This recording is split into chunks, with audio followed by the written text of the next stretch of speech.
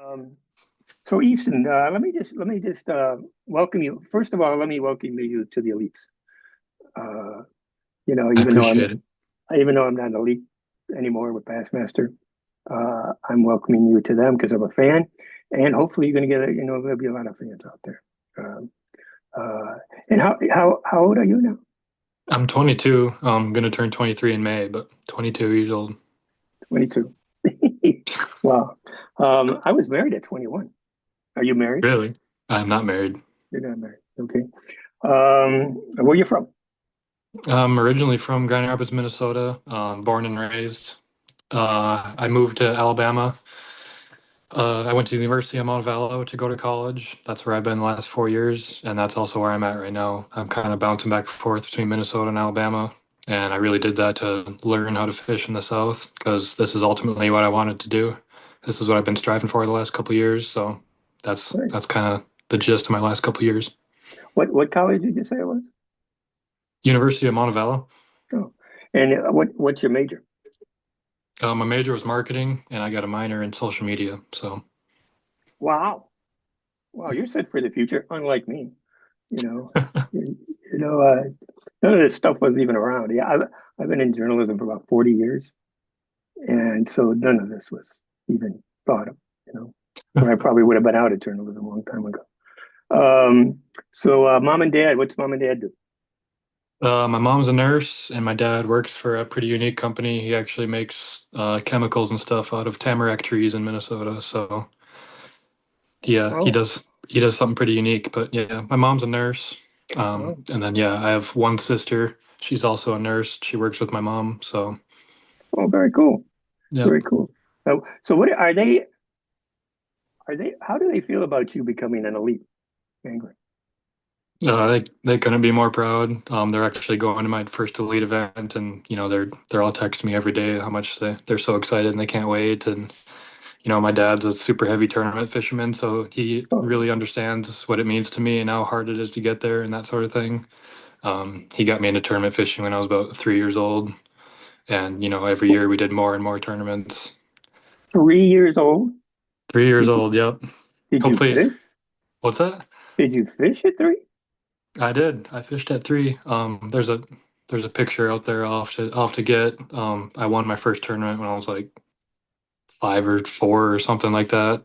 Obviously my dad, he'd set the hook and he had me the rod and let me reel it in. So that's what got me hooked at a young age. Well, I love that. I mean, so let me jump into this. I got a lot of people who said were fans of yours, and when I said we were going to do this, throughout the season, um, they said, well, he's a real stick. And when I first came to Bass, and people said, he's a real stick, I didn't know what they're talking about. That I thought they were just skinny or something. But and now I know that you're a really good angler. Here's the difference: is that in when I covered college football, a lot of college football teams would kind of increase their wins by starting off playing like William and Mary and all that sort of stuff. You know, Mhm. when you launch, a couple of weeks, whenever it is, there are no William and Marys. Everybody you launch with is a stick. That's So let's right. get that out there real quick. I'm glad you're a stick. I mean, because if you're not a stick, good luck. And frankly, I think Steve Kennedy's been doing this for longer than you've been alive. And he's a real stick. There's a lot of people out there. So I'm gonna tell you one thing. I'm gonna ask you. First thing I want you to do is I'm gonna tell you something. On your first day of launching as the elites, I want you to move away somewhere. I want you to park the boat, however you do that, and I want you to look around and take it all in because you'll never get another first day of being an elite guy. And I know you've been in big tournaments. I know you won the college thing.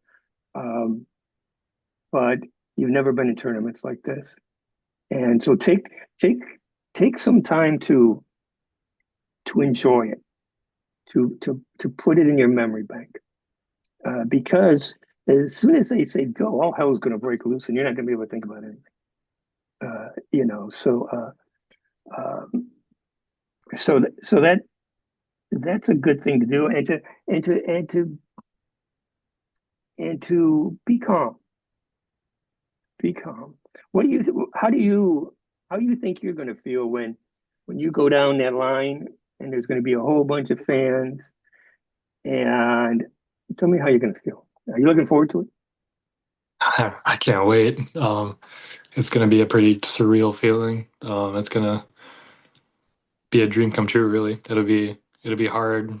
I mean, it's just I'm gonna be speechless going through. It's gonna be hard to stay focused, honestly, just how happy I'll be and that sort of thing. So it'll be a moment I'll never forget for sure. Good, good. And you know what? Uh, some people shoot me for this, but one tournament does not make or break you. You know, Mhm. especially your first tournament. Especially, it's in Palaka. Is that where it is? Yeah, it's Palaka, St. John's River. Yep. Saint John's. Yeah. Um, yeah. The other thing is, I'm not going to talk very specifically about these things because I don't want to get you DQ'd. You know, but there's a great diner right around from on the other side of where the weigh is. It's a little old-fashioned diner.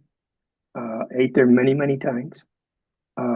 And so, just if you're hungry, or your parents or friends are there, tell them to go to that diner because Okay. it's really good.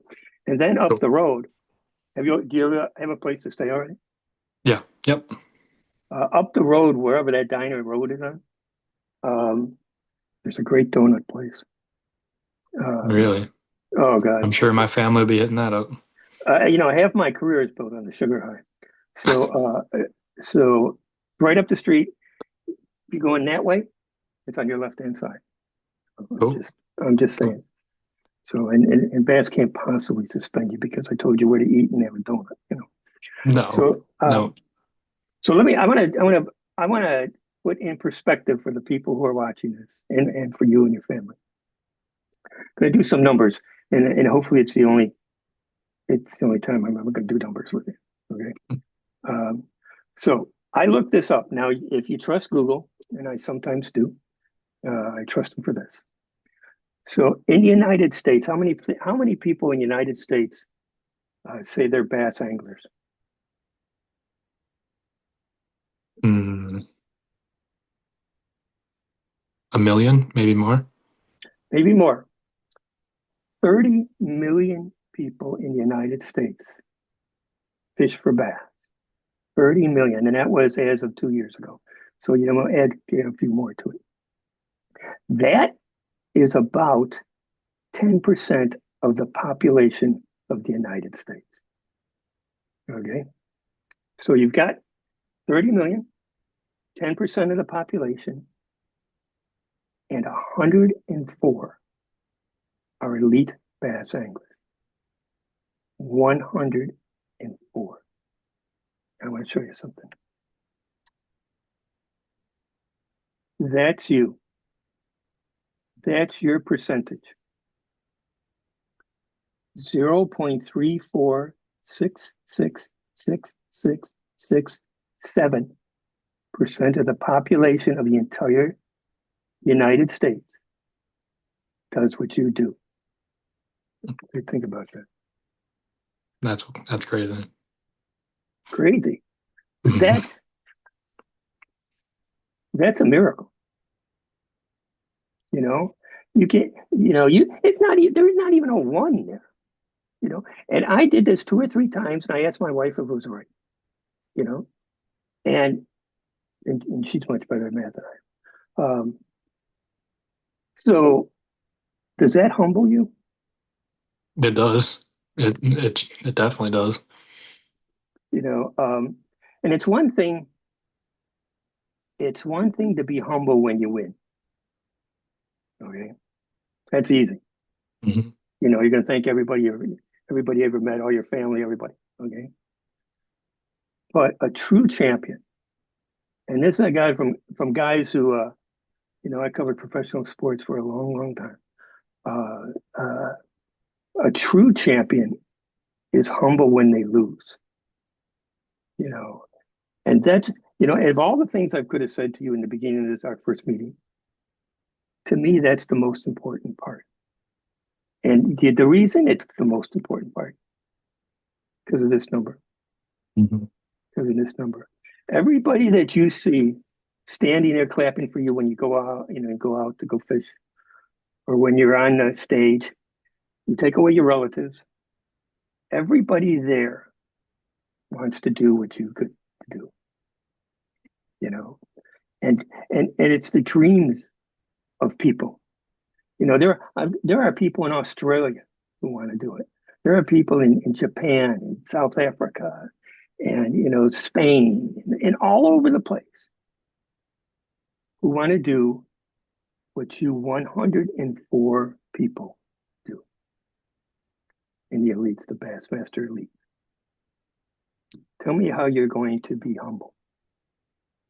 I guess number one, be grateful for the position I'm in. Be grateful for the opportunity. That's number one for me. Uh, just realize how lucky I am. Mm, let's see. I I'll guess send yeah, you. that's the first thing that comes to mind. I'll send you this. When we're off of here, don't give me your address now because there's crazy people on the internet. I'll send you this because there are a couple guys out there who have notes from me in their boats, and they still have them. One of which he was had a hard time, and I just wrote "do better," you know. But he'd been around a little bit. I won't tell you that. I won't tell you that. Um, but just realize, I realize every time I see a story or I'm talking to you, how fortunate I am to do what I have done for the last 40 years. You're about to start a career, okay? And it's important for you to feel humble about what you do every time you see a person out there watching you do it. Because you're going to be on television, people are going to interview you, you know, uh, and we'll when we move down, we'll talk about how not to get yourself in trouble with interviews and people that come up to you. Um, but I just want you to realize how special it is. How special it is to hopefully you'll make a living or at least pay some bills. Uh, uh, that only that percentage in this country get to do. I mean, that's crazy. That's crazy. I should have looked up. I should have put down here rocket science or astronaut and see what that percentage. Next time we talk, I'll have that. You know, but so we're at 13 minutes. I'm going to go to. I'm, I can only uh, I can only end on even numbers. It's a real problem. You know. Yeah. Yeah, I only take even. I mean, if it's not three cookies, it's two cookies. That kind of stuff. So, what would you like to what would you like to say to all your fans right now? Because this is going to go on I forget when it's going, the 16th or 17th, something like that. What do you want to say to your fans?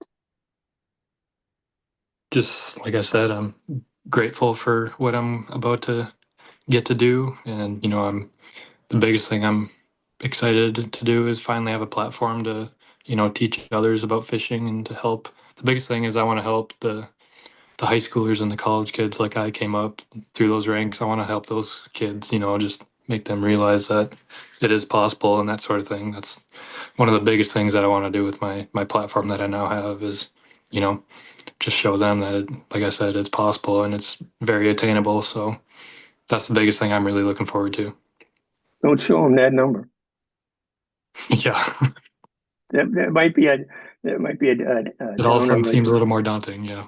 Yeah, it is. It is. Well, listen, it is